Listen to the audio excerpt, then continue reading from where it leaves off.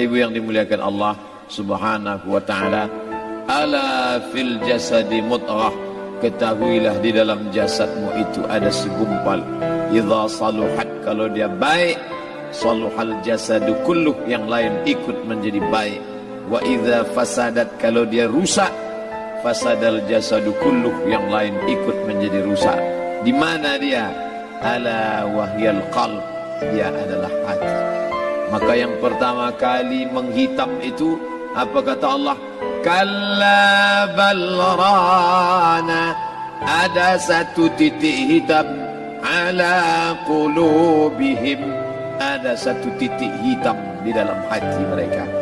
Ketika satu titik dibiarkan berubah menjadi dua titik, dua titik dibiarkan berubah menjadi tiga titik, 5 titik, 10, 100, 1000, maka dia pun menjadi hitam semuanya. Ketika hati sudah hitam, maka itulah azab di atas azab. Khatamallahu ala qulubihim. Setelah hati menghitam, terkunci, menular ke telinga. Wa ala sam'ihim. Setelah telinga, wa ala absarihim ghishawah. Padahal 3 itulah nanti yang akan ditanya di hadapan Allah. Inna sam'a wal basar wal fuad. Coba lihat, ketika akan ditanya, yang ditanya 3, tapi diawali dari telinga. Inna sam'a wal basar wal fuad, telinga, mata, hati. Tapi ketika terkunci, yang duluan dikunci hati. Khatamallahu ala qulubihim wa ala sam'ihim wa ala absarihim. Kalau hati sudah terkunci, telinga tersumbat, mata tertutup. Summum bukmun umyum. Summum bukmun umyum, peka, tuli, bisu, apapun tak lagi masuk ke telinga. Malam ini kita menyadarkan diri kita, terlebih lagi yang berceramah, jangan kau hanya sampai menyampaikan ayat saja. Hai Abdul Samad, apakah kau yang bicara itu hatimu sudah hidup? Senantiasa merasakan diri, aku orang paling hina, aku orang paling kotor, ditempelkan kening ke lantai di tempat yang diinjak tapak kaki, mengatakan bahwa aku bukan siapa-siapa. Malam ini Kepala Kanwil BPN Provinsi, Kabupaten, saya tak bisa membedakan mana yang kabupaten, mana yang kota, mana pegawai tinggi, mana pegawai rendah. Semuanya rata sama. Andai dibuat acaranya di kantor, mungkin saya segan, sungkan melihat dari seragamnya, bajunya. Tapi malam ini semuanya sama.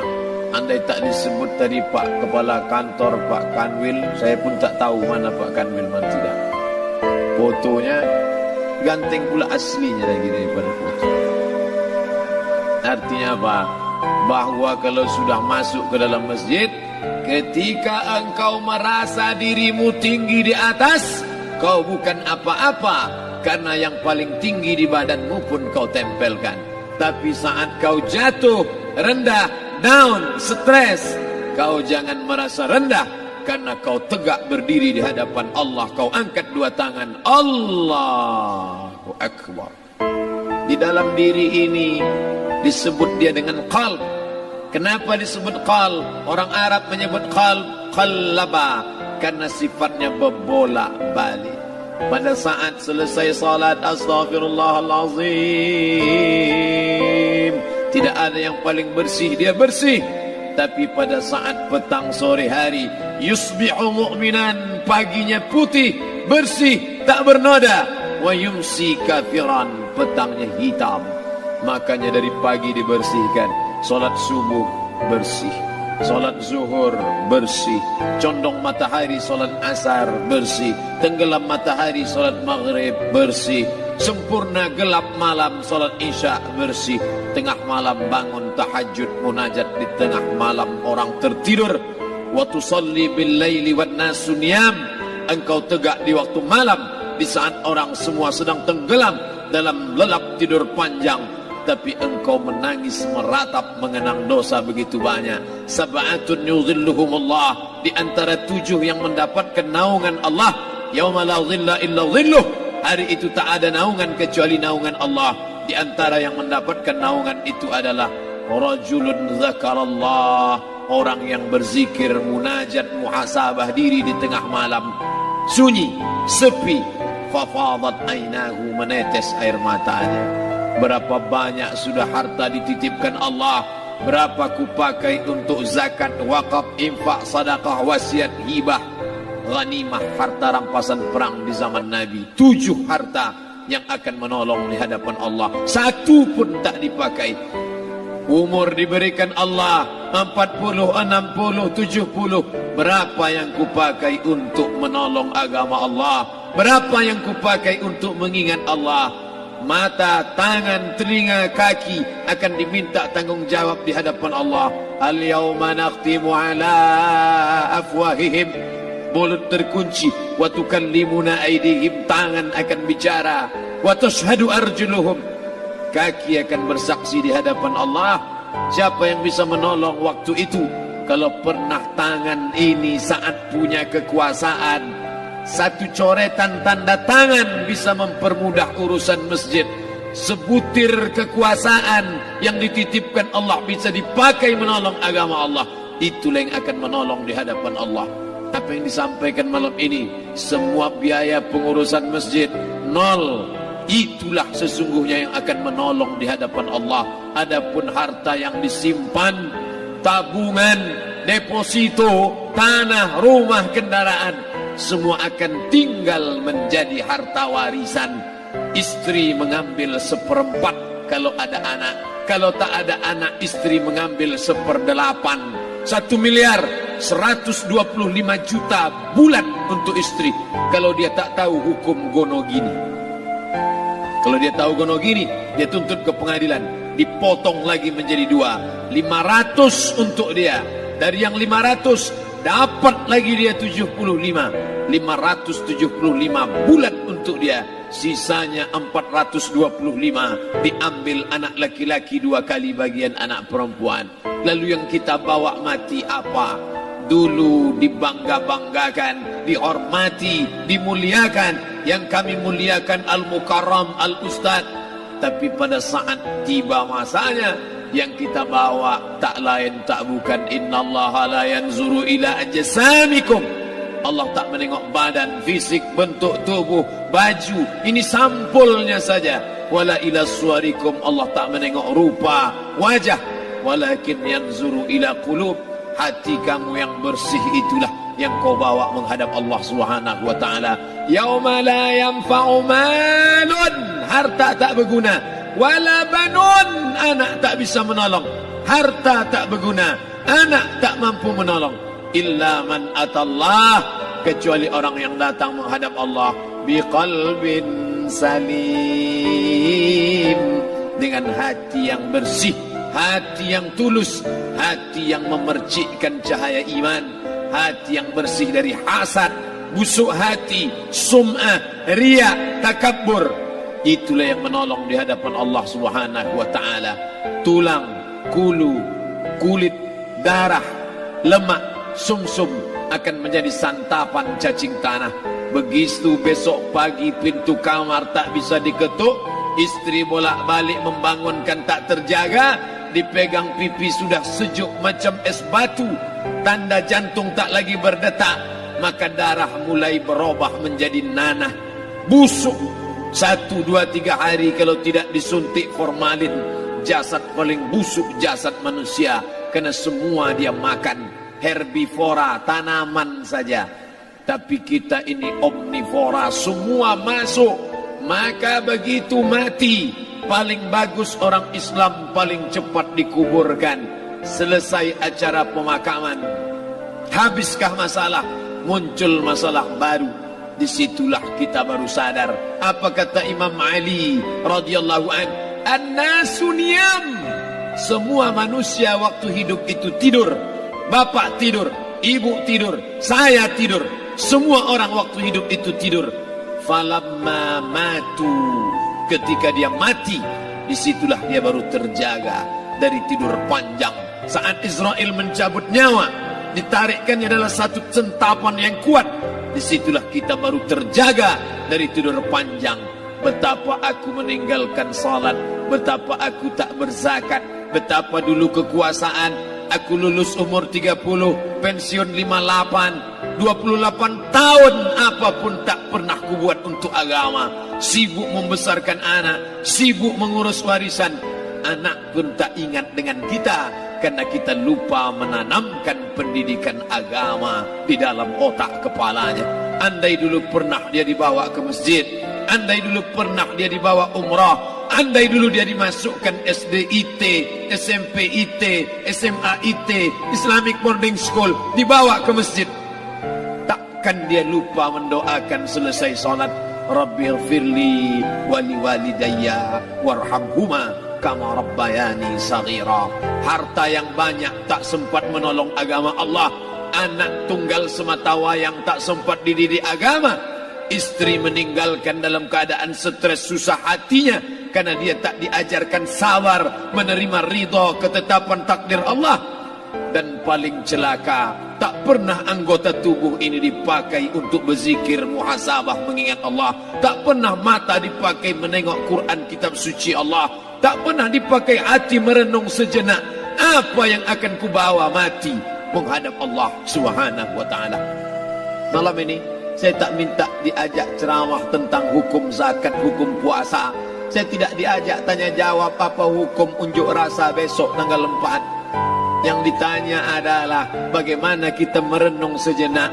Abdul Somad, engkau berhadapan dengan para pegawai Badan Pertanahan Nasional Provinsi Riau, berkumpul 12 kabupaten kota.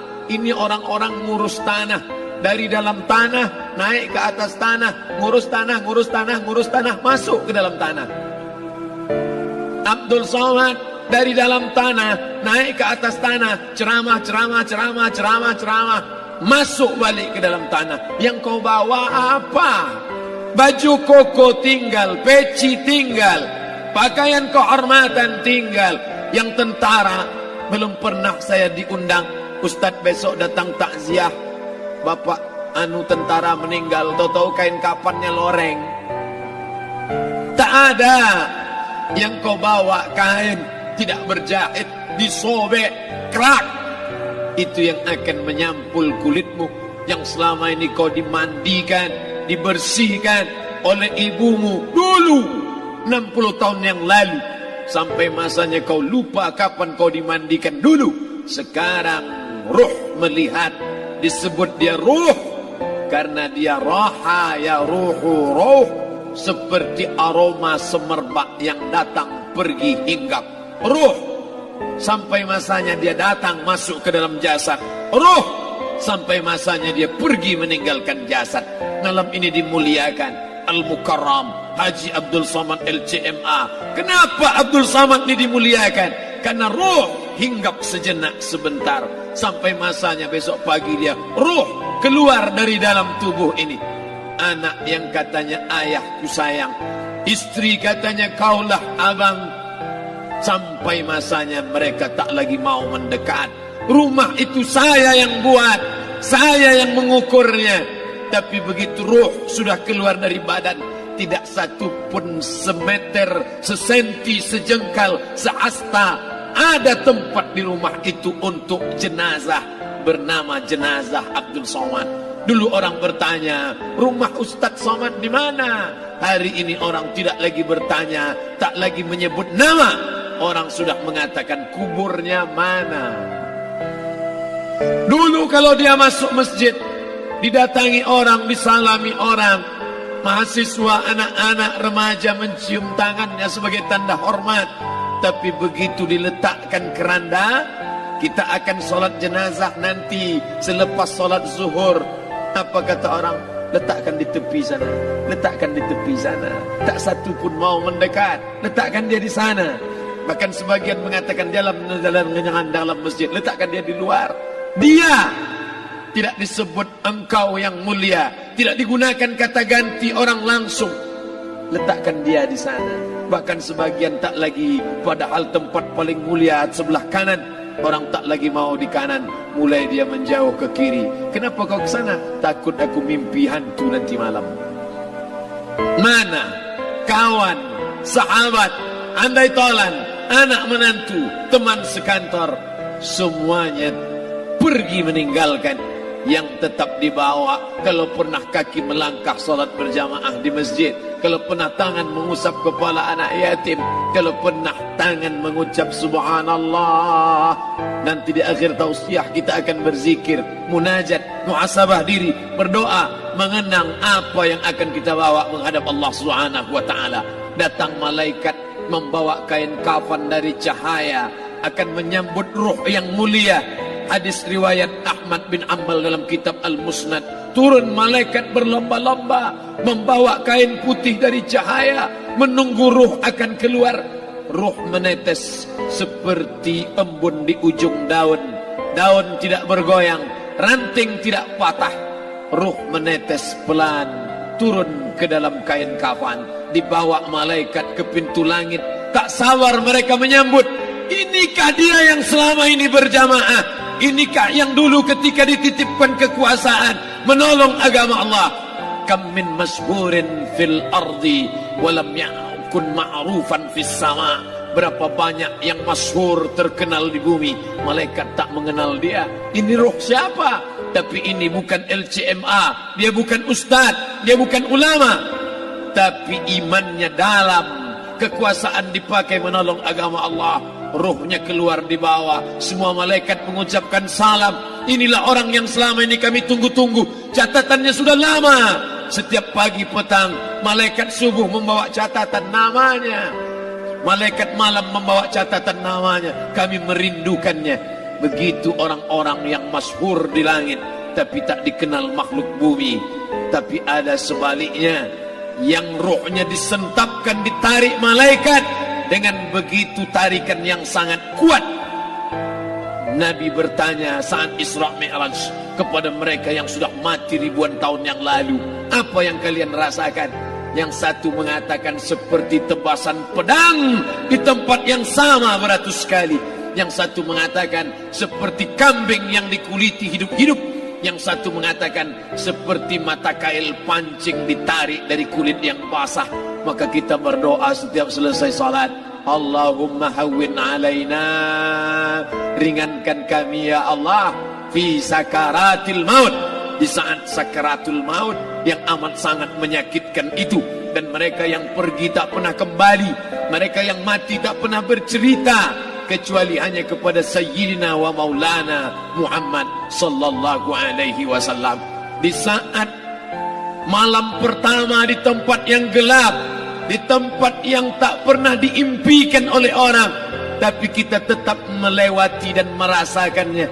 Perlahan-lahan cacing tanah, ular-ulat kalajengking akan menggerogoti kulit yang selama ini dimandikan, selama ini dipakaikan sampo yang mahal, selama ini dioleskan pelembab yang lembut.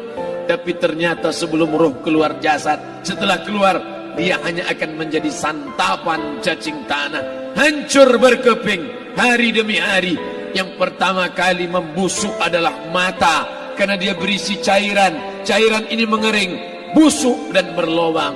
Lalu kemudian usus sebulan di dalam tanah, mulai dia menggelembung masuk angin dan dia meletus pecah. Cacing-cacing tanah mulai datang menggerogoti, memakan. Habis lemak, tulang, kulit, bulu, sumsum, darah, jantung, empedu, limpa, buah pinggang. Habis semuanya, tinggal tulang-tulang yang memutih, dimakan oleh tanah, ditelan oleh massa, sampai akhirnya Asi bin Wa'il membawa tulang yang kering itu kepada Nabi Muhammad, baginda Sayyidina wa Maulana Muhammad. Ya Muhammad, ayuhyi rabbuka hadzal izam, sanggupkah Tuhanmu menghidupkan tulang yang kering ini? Nabi diam tak menjawab, sampai akhirnya datang Jibril alaihi salam membawakan wahyu. Qul, katakan kepada dia. Ayat ini dibaca malam Jumat. Bapak Ibu semua hafal, kita baca. Qul yuhyiha alladhi ansha'aha awwala marrah wa huwa bikulli khalqin alim. Jangan lupa subscribe, like, and share.